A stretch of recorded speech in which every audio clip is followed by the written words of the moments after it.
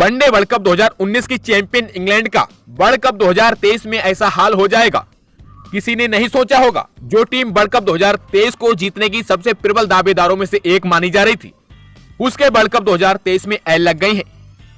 पहले उसे इस वर्ल्ड कप में अफगानिस्तान के साथ बड़े उल्टफेर का शिकार होना पड़ा है। हालांकि ये कोई इंग्लैंड के साथ नई बात नहीं है, इससे पहले भी इंग्लैंड के साथ ऐसा होता रहा है। लेकिन इंग्लैंड के अलावा एक और भी टीम इस वर्ल्ड कप में उल्टफेर का शिकार हो चुकी थी और वह थी बाबू मां की टीम साउथ अफ्रीका। लेकिन दोस्तों ऐसा लग रहा है कि साउथ अफ्रीका के साथ तो सच में धोखा हो गया। जी हाँ दोस्तों, जो टीम इस वर्ल्ड कप में अभी तक के सबसे बड़े स्कोर कर सकती है, उसे अगर नीदरलैंड जैसी टीम हरा दे तो यह धोखा ही कहा जाएगा।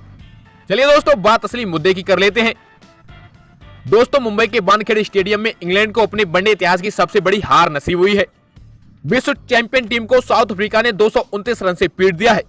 400 के लक्ष्य के सामने अंग्रेज 22 ओवर में 170 रन बनाकर पैक हो गई और अब इंग्लैंड की टीम पॉइंट्स टेबल में 9वें स्थान पर चली गई है। दोस्तों, हद तो तब हो गई जब इंग्लैंड के कप्तान जोस बटलर ने टॉस जीता और खुद गेंदबाजी करने का फैसला किया था। लेकिन रीस टापली ने पारी की दूसरी ही गेंद पर डिकॉक को 4 के निजी स्कोर पर विकेट कीपर के हाथों कैच कराकर इस फैसले को सही साबित करने की कोशिश की थी। लेकिन रेगुलर ओपनर टेम्बा बाबुआ की जगह ओपनिंग करने उतरी रीजा हेंड्रिक्स ने 75 गेंद पर 85 रन बनाए।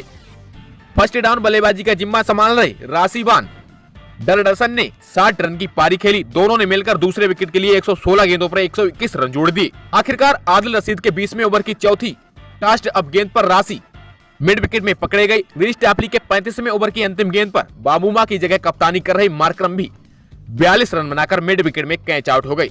इस वक्त टीम का स्कोर 4 विकेट के नुकसान पर 233 रन था। आखिरी 90 गेंद पर 166 रन बने। अगर आपको लग रहा है कि कुटाई किलर मिरर ने की होगी तो आप बिल्कुल गलत हैं। वो तो रीस टापली के 37वें ओवर की तीसरी गेंद पर ही 5 रन बनाकर मिड ऑफ को कैच देकर चलते बने थे। दूसरे मिडिल ऑर्डर बल्लेबाज हेनरिक क्लासेन ने 61 गेंद पर शतक जड़ा और इंग्लैंड के गेंदबाजों की जमकर क्लास लगाई। पर असली कत्लेआम मचाया मार्को एनसेन ने 42 गेंद पर ही 3 चौकों और 6 छक्कों के साथ नाबाद ताबड़तोड़ 75 रन कूट दिए। उनका स्ट्राइक रेट 178.57 का रहा।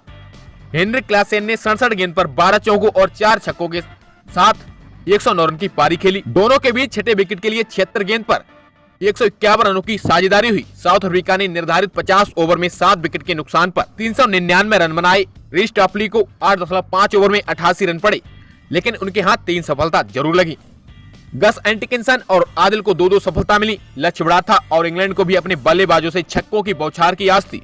एक बार 18 पर टीम का जो पहला झटका लगा, उसके बाद झटके थमे ही नहीं। इंग्लैंड की पारी में सबसे बड़ी साझेदारी 9वें विकेट के लिए देखने को मिली, जो 33 गेंद पर 70 रनों की हुई। अगर ऐसा ना हुआ होता तो हार 300 से ज्यादा होती।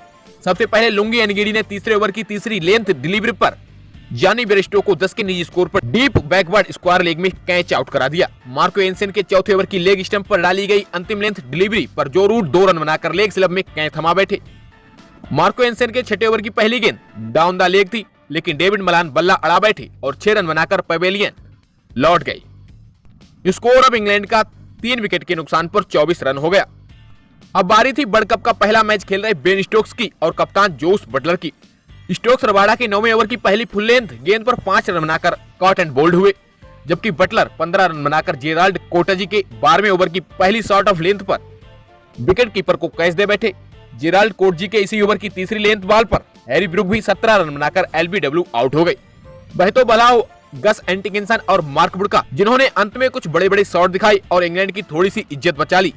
एंटिकिंसन ने 21 गेंद पर 7 चौकों के साथ 35 रन बनाए, जबकि वुड ने 17 गेंदों पर ताबड़तोड़ 2 चौकों और 5 छक्कों की मदद से 43 रन बनाई और नाबाद रहे। इंग्लैंड 168 गेंद बाकी रहते 170 रन पर ऑल आउट हो गया। हद तो यह हो गई कि साउथ अफ्रीका ने अपने कप्तान धाकड़ बल्लेबाज टेम्बा बाबुआ की अनुपस्थिति में ही इंग्लैंड को पूरी तरीके से धराशायी कर दिया। फिलहाल दोस्तों, अब क्या लगता है आपको, क्या इंग्लैंड की टीम अभी भी वर्ल्ड कप 2023 के सेमीफाइनल में पहुंच पाएगी या नहीं, या फिर दक्षिण अफ्रीका की टीम इस बार खिताब को जीतने वाली है? हमें कमेंट बॉक्स में जरूर बताएं। और दोस्तों, इसके साथ ही क्रिकेट जगत से जुड़ी तमाम खबरों से अपडेट रहने के लिए हमारे यूट्यूब चैनल को अभी सब्सक्राइब कर बेल आइकन को ऑन करना बिल्कुल ना भूलें।